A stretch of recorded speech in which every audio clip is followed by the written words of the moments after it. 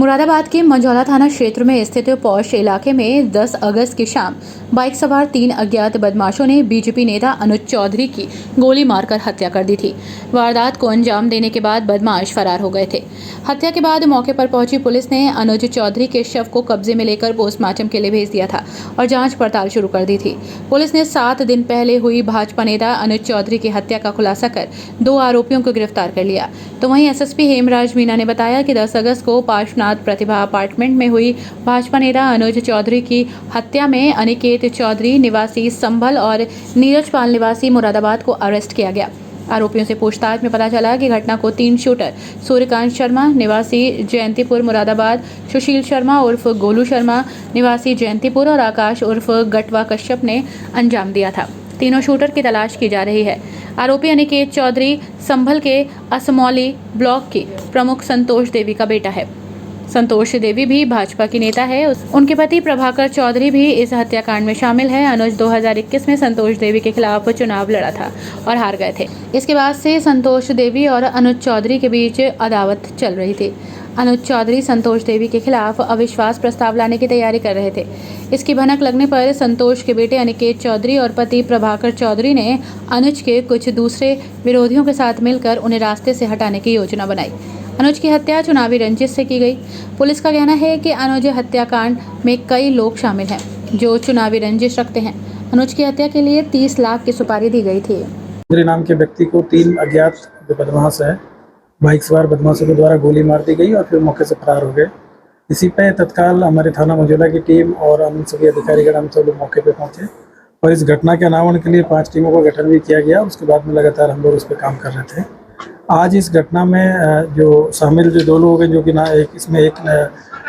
जो तहरीर जब मिली थी तो इसमें 4 लोगों को नामजद किया गया था। एक अनिकेत पुत्र प्रभाकर, एक प्रभाकर और जो दूसरे थे वो अमित चौधरी और एक पुष्पेंद्र उर्फ भूरा।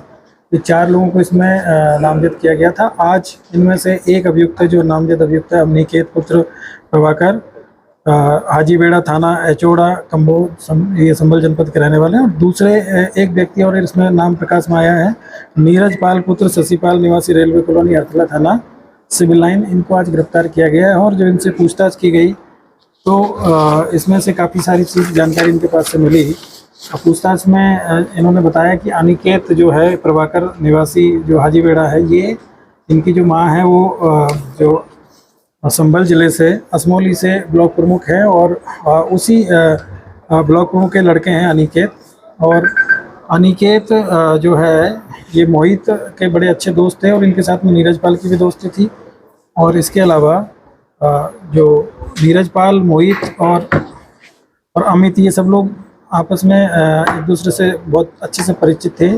नीरज पाल और मोहित है, ये दोनों केजीके कॉलेज के जिम में भी आपस में वहाँ पर खेलते थे और क्रिकेट में पार्टिसिपेट करते थे। इसके अलावा 2016 में छात्र संघ का जो चुनाव हुआ था, जो मोहित चौधरी वहाँ पर लड़ना चाह रहा था और इसी दौरान उसकी दीपक चौहान के साथ में झगड़ा हुआ और उसी झगड़े में मोहित चौधरी के द्वारा दीपक चौहान की भी इसमें हत्या करा दी गई थी, जिसमें बाद में ये जेल भी गए।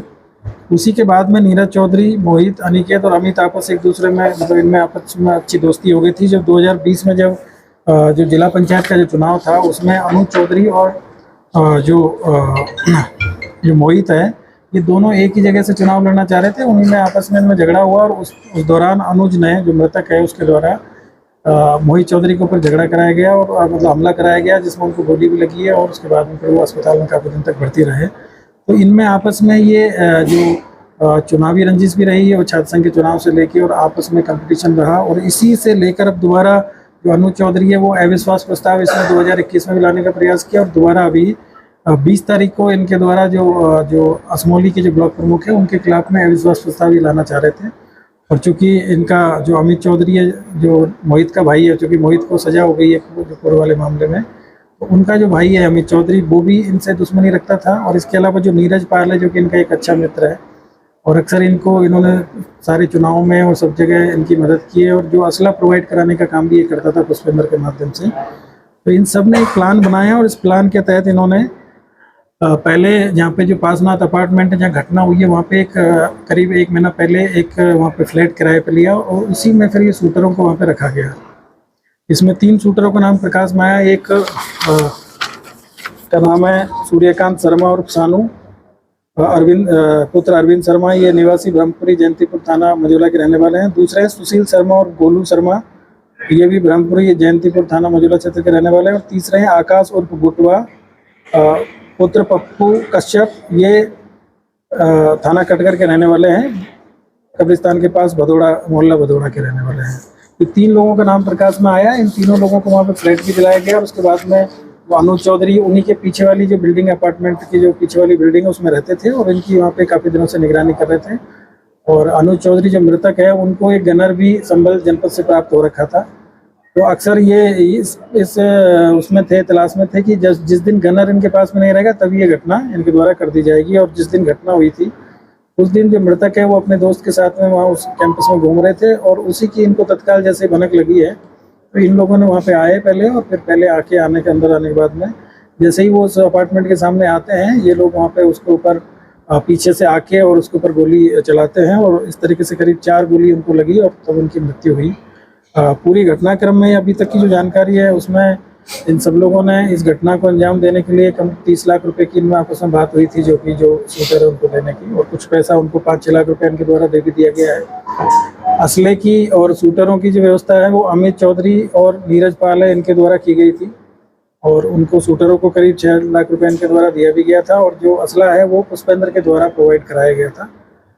अभी हम लोग इन पे काम कर रहे हैं, हमारी टीम इन पे काम कर रही है और जल्दी जो प्रकाश में आए जो अभियुक्त हैं सानू शर्मा और सूर्यकांत शर्मा, सुशील उर्फ गोलू और आकाश उर्फ गुटवा, ये तीनों की गिरफ्तारी के लिए टीम हमारी काम कर रही है। साथ ही साथ जो नामजद अभियुक्त है पुष्पेंद्र उर्फ भूरा, इसके लिए गिरफ्तारी के लिए काम कर रहे हैं और अमित के लिए भी हम लोग लगातार इसमें काम कर रहे हैं। तो 5 अभियुक्त हैं जिनकी गिरफ्तारी के लिए भी हम लोग काम कर रहे हैं और बाकी जो भी इस घटनाक्रम के बारे में जो जानकारी है वो इन 5 अभियुक्तों की गिरफ्तारी के बाद में और इसमें जानकारी मिलेगी कि और क्या क्या इनके बीच में थी, क्योंकि ये सभी लोग ऐसा नहीं है कि कोई अननोन व्यक्ति हैं, ये सब आपस में पहले से एक दूसरे से परिचित भी रहे हैं और स्टूडेंट लाइफ से ही परिचित में थे। तो ये एक जो घटना है वो एक कारण की वजह से नहीं हुई है, इसमें 2-3 कारण हैं जो अब तक हमको समझ में आए। एक जो जिला पंचायत अध्यक्ष का वाला जो चुनाव था उसमें जो ब्लॉक प्रमुखी का चुनाव वो एक कारण है, दूसरा मोहित और अनुज की जो रंजिश है वो इसमें दूसरा कारण है और इसके अलावा और भी इसमें अन्य कारण हो सकते हैं जिसकी जानकारी अमित और जो सानू है इनकी गिरफ्तारी के बाद में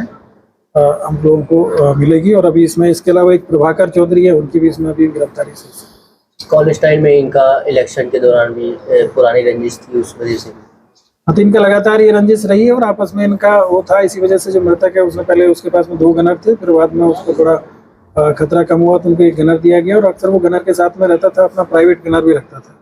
और इसमें एक चीज़ और है कि जिस दिन घटना हुई है उस दिन उसका जो प्राइवेट गनर था वो भी बीमार था, तो वो भी नहीं था।